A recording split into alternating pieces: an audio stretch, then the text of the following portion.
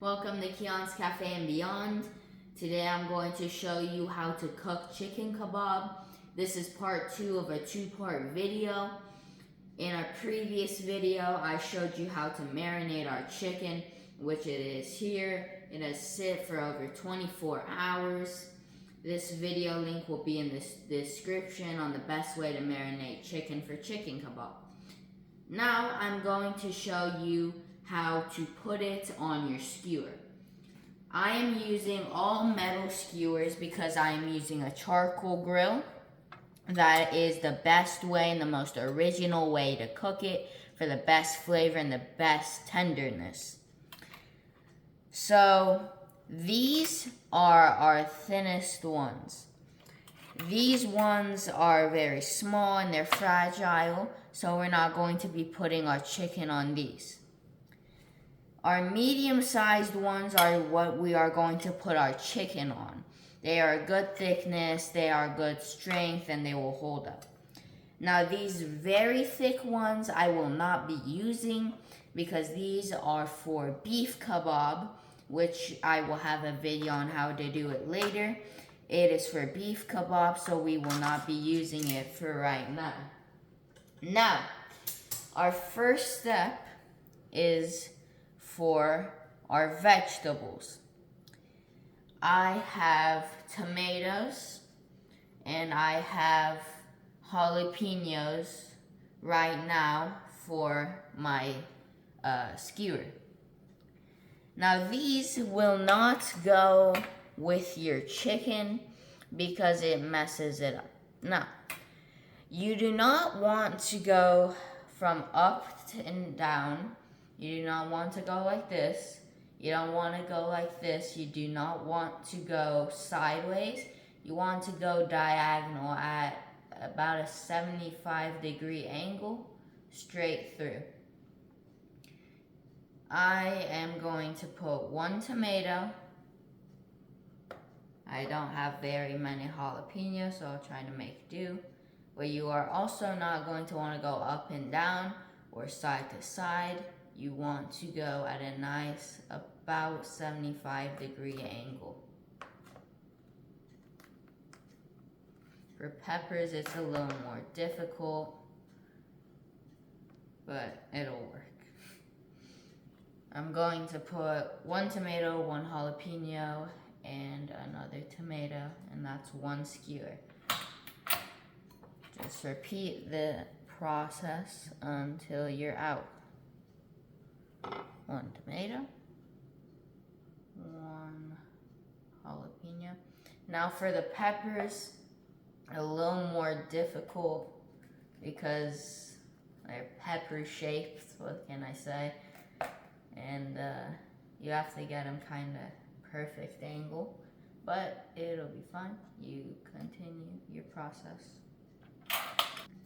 So now I have finished my vegetables, and now these are small to medium-sized tomatoes. That is why I put them as a full tomato. But if you have large tomatoes, you are going to want to cut it in half or into fourths. And you also want to make sure they are about in the middle and not hugging the end. Now time for the chicken skewers. You want to start off, I have onions and bell peppers. You can have more, really doesn't matter. You just need to search it up. I'll put my, oh wow, I've broken half. Put my onion, then I'll grab my chicken. You can either grab your chicken with gloves or just with your hand. I washed my hand before this. Now, you don't want to do your full chicken like this. You want to make sure to fold it in half almost, like this. And then you want to go with your skewer just straight through that. It's not wanting to go. Oh. There we go. There's 1 chicken. And then you can put a bell pepper.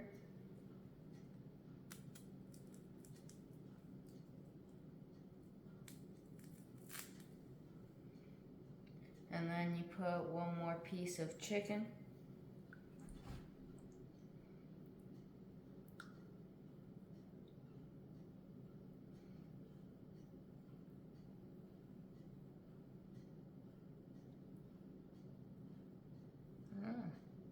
Man, these ones are slippery. Not what I'm used to.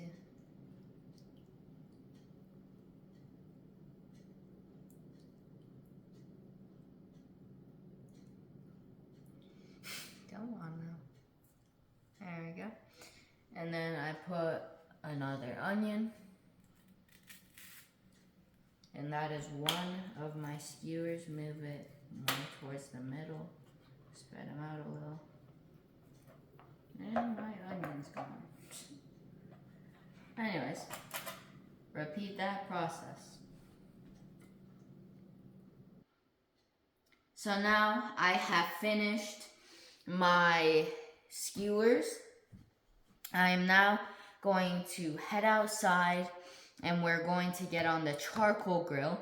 But before you head outside and start your fire, make sure you have a big bowl or pot with the bottom filled with naan bread or flat bread, because once we're done with the chicken cooking and it's fully complete, the internal is where we want it, it's nice and juicy and crispy on the outside a little, we're going to take it out and put it in here so all the moistness, all the juice and flavor gets into the bread, while also our lid helps us keep the heat in there.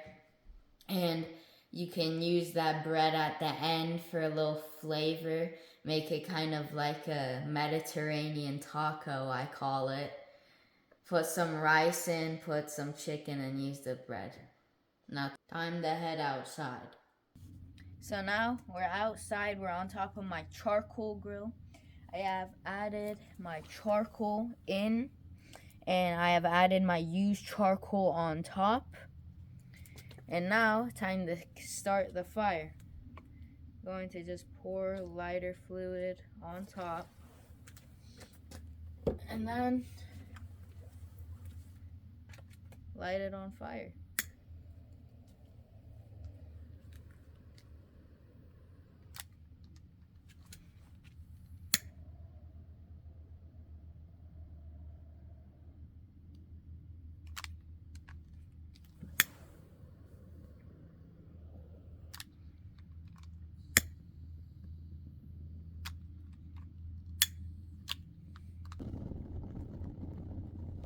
So now, as you can see, I've got my fire going. Now we're not going to put our skewer on this fire, because right now if we put our skewer on this charcoal and this fire, outside is going to be burnt, inside is going to be uncooked completely. We need to let this fire basically die down until the point where the charcoal is just giving off all the heat and there's no excessive flames. It's basically just charcoal giving off the heat, which will give us that perfect, nice crisp-ish on the outside. Be nice and warm and soft and moist on the inside. Outside will be crispy and it will be very flavorful, believe it or not. This charcoal gives off amazing flavor. Just gotta give it time. So now this fire is ready. It has been about 25-30 minutes. It's a process. I use cardboard to give it oxygen, which, man, it gets that coals hot.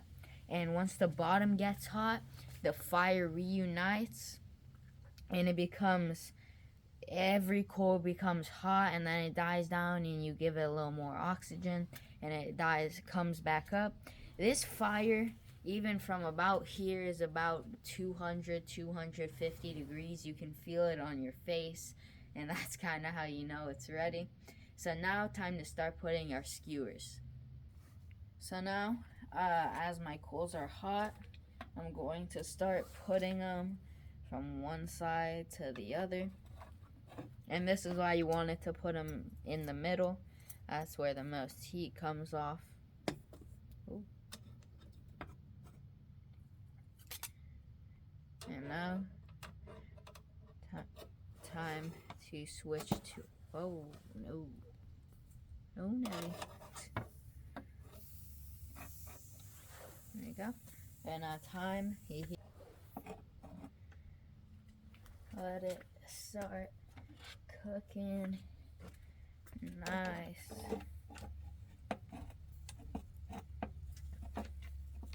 Hear that sizzle?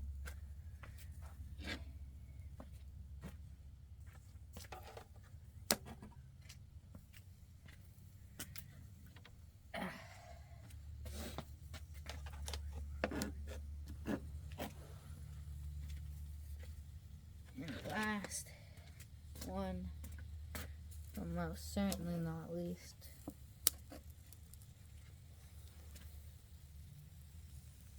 now kebab is a very special food. It's very different than most foods. You need to flip it every so often. It's really based on how you feel and how you like it, but you have to make sure that every side gets heat. Now, kebab, and maybe it's beginner's luck, but it may take a few times to get it down right. This is about my 3rd to 4th time making it, so hopefully it turns out good. Really, it's about 1 minute to 2 minutes. Really, as I said, depends on how you feel it's cooking. So right now, my tomatoes and peppers are ready. Sadly, we have one man down. It fell down there. Now I'm going to open the lid of my pot. And going to transfer my tomatoes in.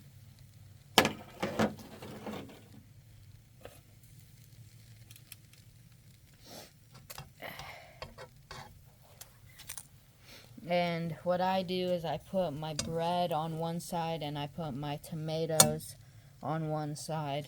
That way it's balanced, kind of.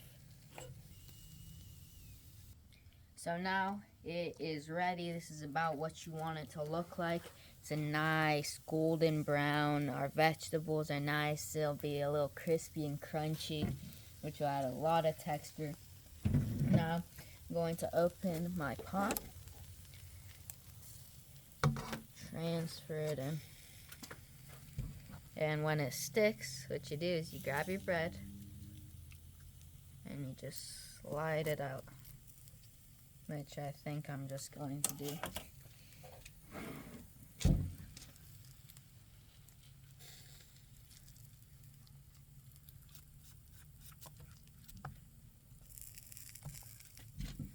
And you see how it's nice and white, but it also has that juice on the inside? That's exactly what you want to see.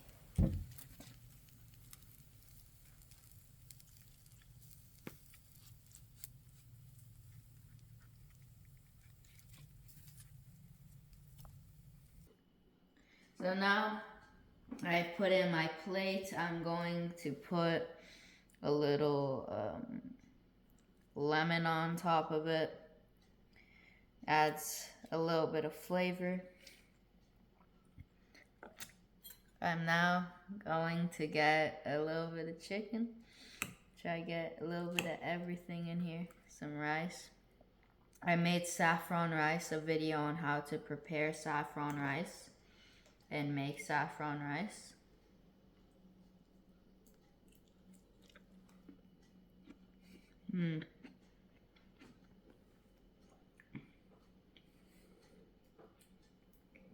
Very nice, soft, and moist. If you like this video, subscribe, give me a like, and if you have any comments or recommendations, put them in the comment section down below.